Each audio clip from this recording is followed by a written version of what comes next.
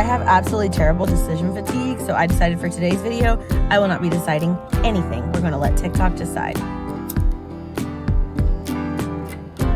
There has been a trend on TikTok where you type in the word book and it tells you the book that describes you, right? I thought I'd take it in a different route because I have over 300 books on my TBR and I don't know what to read next.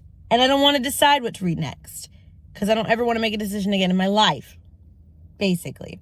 So I thought, okay, what if I type in the word book and that is the book that I read? Like, that has to be the book that I read. So there are some stipulations, of course. If I've already read the book, obviously that's not helpful. If the book is nonfiction, no. So really those are my only two rules.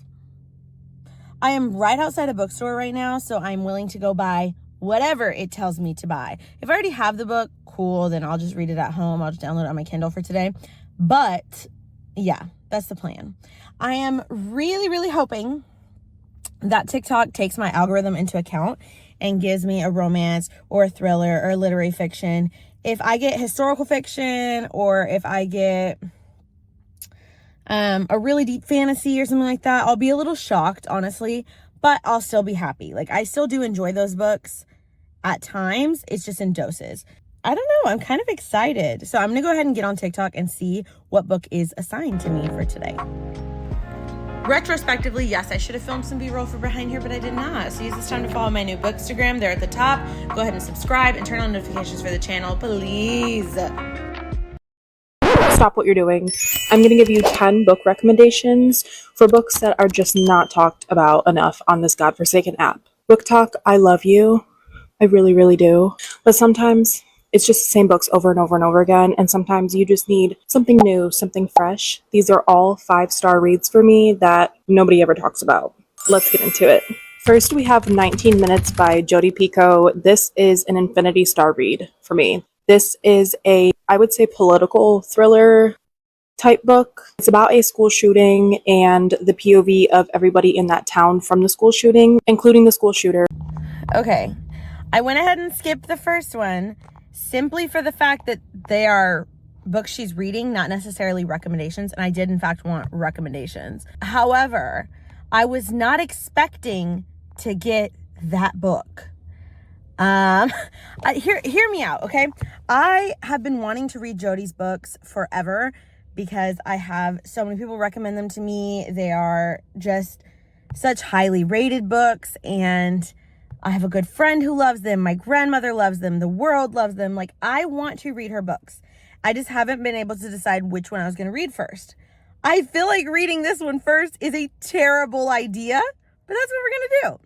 The reason I feel like this is a terrible idea is because I'm an elementary school teacher. So I do feel that reading about this subject is going to absolutely destroy me physically and emotionally. We're going to do it. We are going to do it. I'm very scared. I'm very nervous.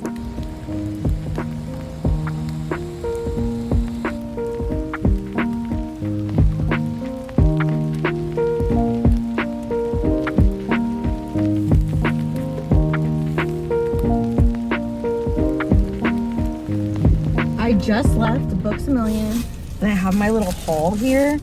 I spent way more money than I needed to, considering I was supposed to go buy one book, but it's because look how precious. Now, I've been wanting one of these for a long time, and I figure, okay, I'll buy like a little rinky-dink one before I buy like one of the really expensive ones. But it's so cute. It's these bows, and well, I think they're little peonies. Who knows what flower they're actually intended to be, but it's so precious, little book pouch. So we're gonna go ahead and put my new book in that. And here is the cover that I got for 19 Minutes. Now, I've heard a lot of debate about how to say her name, so I need to go look it up from the author's mouth herself. I am excited about this. I just wish it wasn't going to tear me apart, but that's also the point of her books, so it's fine. We're gonna go ahead and put it in my pouch.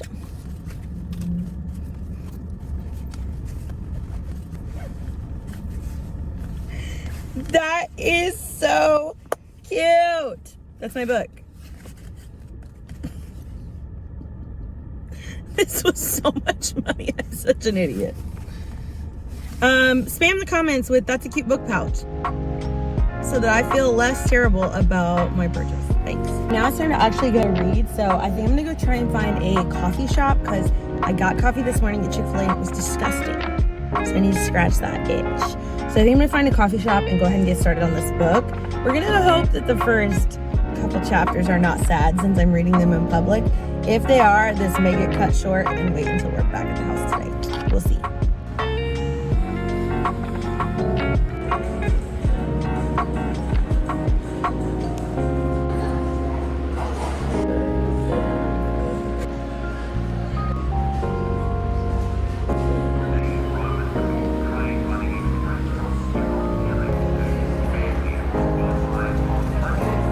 Good morning. Yes, it's the next day. I was crying in Panera. So I figured I should go ahead and head home when I started crying in the Panera. So I have a ton of errands that have to get done today. So unfortunately, I think I'm going to have to revert to the audiobook and listen while I'm getting my errands done. This book is already quite emotional and is already giving us a lot about the actual event. I don't know who the suspect of the event is, so I am curious to see what is going to be revealed shortly. I'm not very far into the book and already it is so emotional, so I am a bit nervous about listening to it in public. However, it is really good and I want to find out what's going on, so I just need to grin and bear it. The really interesting about this book so far is the perspectives. This is 100% third person omniscient, and that's really interesting to me because it's not switching chapters or anything. So it is switching characters.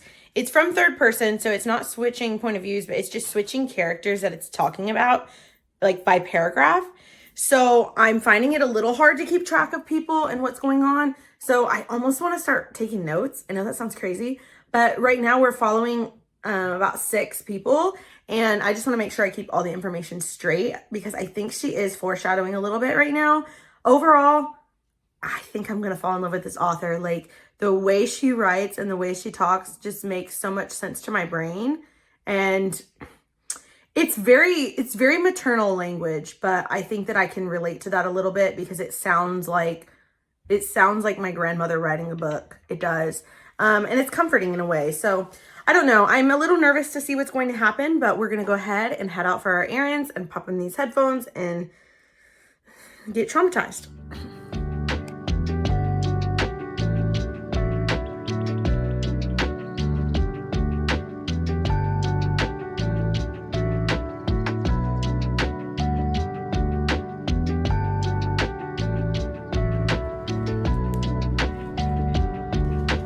Okay, I'm reading in bed right now and I'm at around the 50% mark. I'm not quite there. And what's interesting about how she's telling the story is that the actual event, it's obviously happened within the storyline, but we're not seeing the storyline, like the actual event. There has been like some reviewing of camera footage and stuff, but I'm thinking that's how she's going to end it because she keeps flipping timelines. So I think the final part of the story or later on is going to be the actual 19 minutes in which the event happened.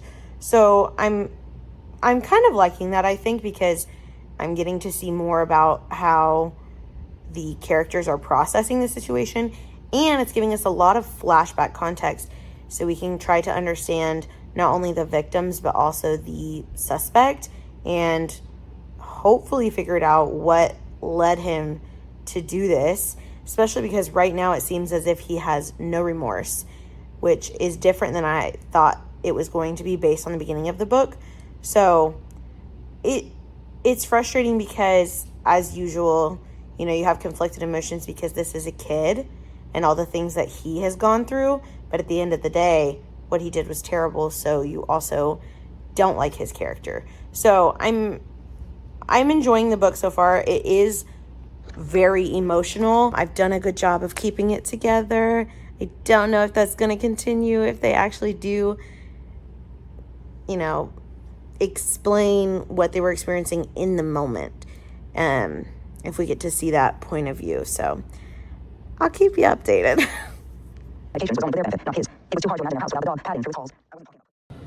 All right, good morning. Last night I did get really far into the book. I think like that 75% mark. And I've just been listening to the audiobook this morning as I've kind of gotten ready and started the day. So overall, I love Jodi. I love the way that she writes. I love her wording. I love her structuring. I love her character development. All of it is really, really great. I do wish I would have started with a different Jodi book just because this one is so heavy and somewhat personal, so it feels like I can't truly enjoy it. Like, it feels weird to say, oh, I liked the book because of what it's about, but I enjoy the book. I think that it gives you a really great narrative on what truly happens to people that leads them to commit heinous acts and to do these things that are so terrible. It makes you question why, you know? And of course, you never know what's going on in someone's life, and we know that, but getting to see it drawn out, what someone is going through right before they do something terrible, is very interesting. I have not cried as much as I thought I was going to. Going into this book, I thought I was going to be a mess. At the very beginning of the story, when we were first finding out about the victims, I did find myself rather distraught, and I haven't since then, just because it is coming at a more analytical point and we're not getting a ton of new information about what has happened. So I'm wondering if this ending is going to be very emotional for me. Where we're at right now in the story, it has hopped back and forth in the timeline many, many times. But right now it's kind of hopping between two moments of the day of the actual event and then the main trial day. So that's kind of, it keeps bouncing back and forth, and you're getting more information as you move along.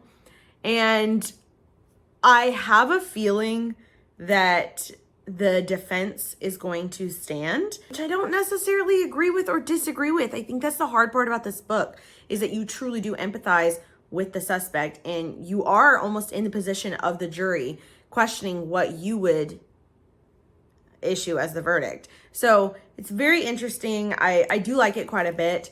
By no means do I think this is going to be a 5-star book for me. I think that personally, as gruesome as it would be, I think that we need more description of the day in order for it to make full sense.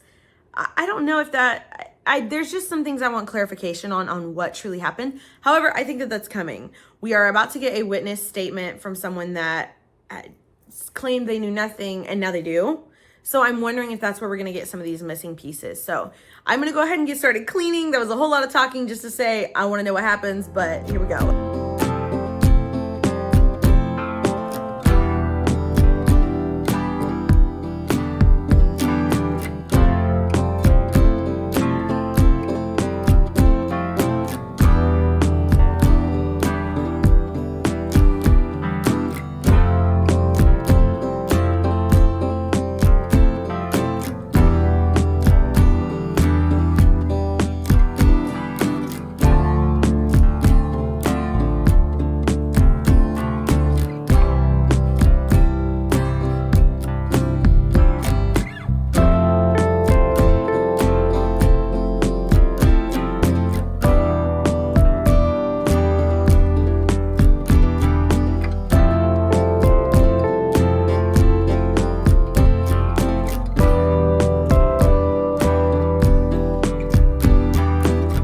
I just finished 19 minutes, and the ending was definitely more emotional than the beginning.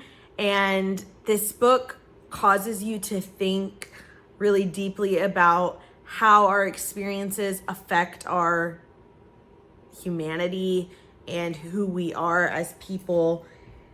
It also makes you realize that everyone is experiencing these terrible situations in their life. And obviously we've always been told you never know what's going on in someone's life, but this is just a great way of kind of breaking it down and really showing you the ugly that is going on.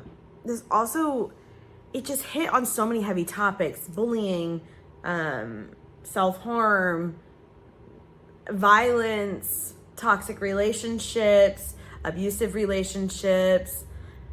It borders on discussing SA. There's so many different things within it that I know that Jodi is known for approaching a lot of heavy issues, so I sort of expected that. I definitely think that's something you need to know growing in. I would suggest this book to other people with a major trigger warning. This is a very triggering book. There's a lot of different things in it, and there was a huge plot twist at the end that I wasn't prepared for and I wasn't expecting, which caused me to have some conflicting some conflicting emotions about some of the characters. But I loved this book. I think it was really, really well done. This definitely was a great recommendation on TikTok's end, which I don't know why this is what it suggested to me, but I am grateful for the suggestion. I do not think I ever would have picked this up, which is why I like doing trends like this, because they make me get out of my comfort zone and try something new. Because I never, especially as being a teacher, I never would have gravitated towards this book if it weren't for this little challenge. So grateful for the recommendation from TikTok. I will be doing this again. I am going to be rating this book 4 stars today. I don't feel like this was a 5-star book, and I can't really put my finger on it. I think maybe I wanted more character development for certain people. Maybe I wanted less character development on some people. Like, there was some characters that served a really small purpose in the story, but we knew a lot about. So yeah, I can't really put my finger on it, but it's just not quite 5 stars for me. I am going to rate it 4 stars though. It's still a very beautiful book, and I am excited to read more Jodi. Major trigger warnings. That's as much as I can say. Major trigger warnings. All right, I'm going to go ahead and wrap this up here. Let me know in the comments what you're reading now and what I should read next. I'll see you next time on Books with Beck. Love you, bye. Book Husband here. Like and subscribe. Love you. Bye.